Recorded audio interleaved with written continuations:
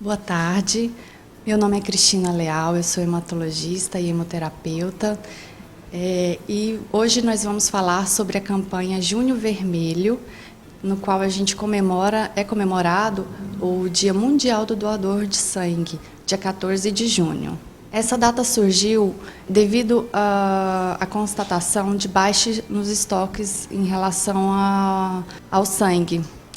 Devido à proximidade do mês de julho, férias escolares, também período de provas, época de frio em algumas regiões do país, surgiu inicialmente em São Paulo no ano de 2017 e depois virou um ato de conscientização nacional. Em Araguaína, a campanha deu início com a corrida Anjos Amigos no dia 1º de junho. A doação de sangue é um ato voluntário, altruísta, que a gente fala, e que ajuda vários pacientes com várias patologias, tanto pacientes em cirurgias eletivas ou politraumatizados, pacientes com doenças crônicas, hematológicas, como portadores de anemia falciforme, talassemia, pacientes com leucemia, linfoma ou outras doenças do sangue, bem como outros pacientes oncológicos que estão sendo submetidos a tratamentos quimioterápicos, pacientes com distúrbios de coagulação, pacientes hepatopatas, que tem algum grau de inflamação no fígado e, por isso, algum distúrbio de coagulação, pacientes que têm distúrbios na produção de plaquetas e muitos outros.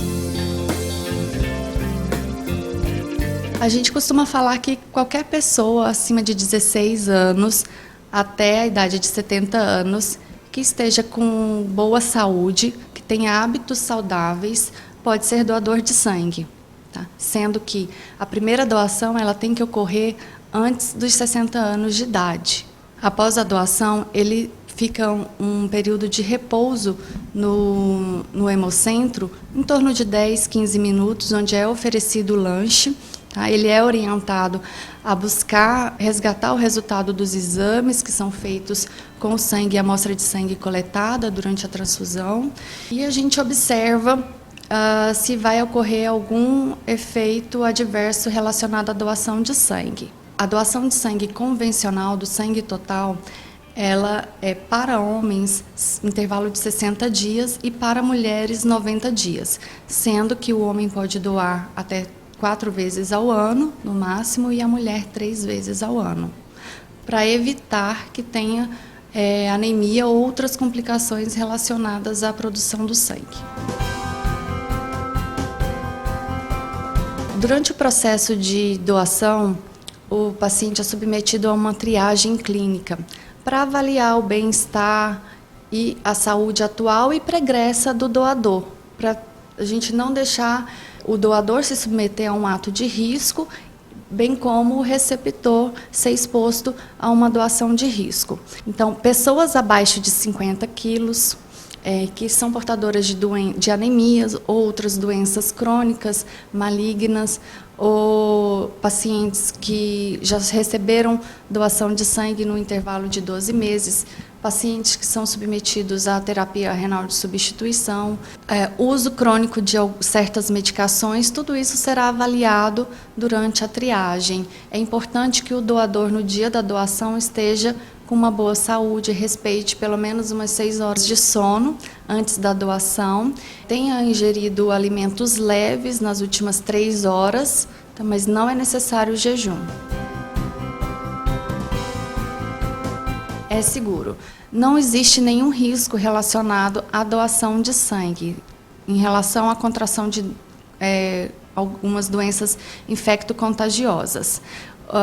Todo o material é descartável, utilizado. A doação dura em torno de 5 a 15 minutos no máximo em si, em relação à retirada do sangue.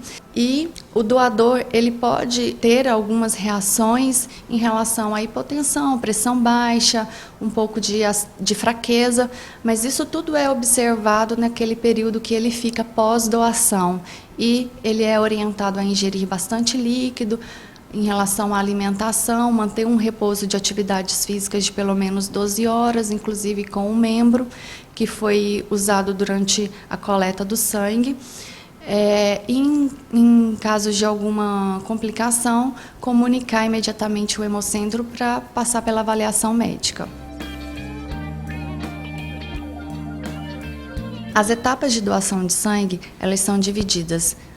Desde quando o paciente chega no hemocentro, ele passa pela recepção e cadastro, no qual ele necessita de um documento original com foto.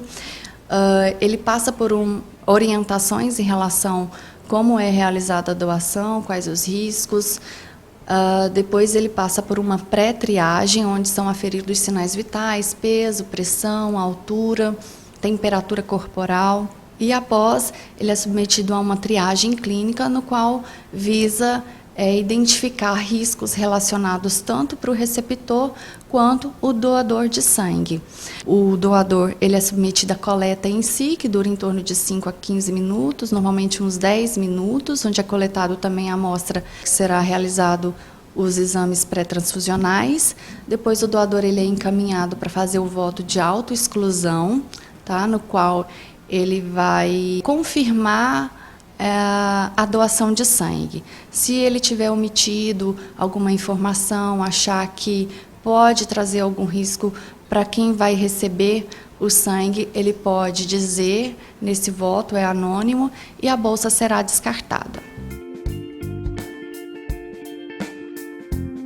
Não, o sangue ele é um ato voluntário. Porém, existem alguns custos na manufatura dessa bolsa de sangue, tá? Com os materiais descartáveis, de coleta, os exames sorológicos, custos com transportes desse material para exames que não são feitos aqui no estado, a parte de biologia molecular. Então, os insumos são, sim, pagos e no SUS o estado cobre esses custos. Existem duas modalidades de doação. Existe a doação de sangue total, que é o que a gente tem aqui em Araguaína, e existe a modalidade através da coleta de sangue através de máquinas coletadoras, que são máquinas de aférese, no qual o paciente passa por uma triagem específica para a doação e será coletado somente o hemocomponente que o paciente, no caso, precisa receber. É usado bastante aqui no estado, em Palmas, para pacientes que são hemotransfundidos de forma crônica, que recebem doações de forma crônica. A gente consegue otimizar o número de doações, o intervalo de doações pode ser menor, porque a gente retira somente a parte específica, e o restante do sangue é devolvido automaticamente no mesmo processo para o doador, de forma totalmente estérea e tranquila. Tá? É um processo que demora um pouco mais, tem um custo mais alto, porém bastante eficaz, com menor custo a longo prazo, já que se consegue otimizar a quantidade de sangue no estoque em relação à doação de sangue total.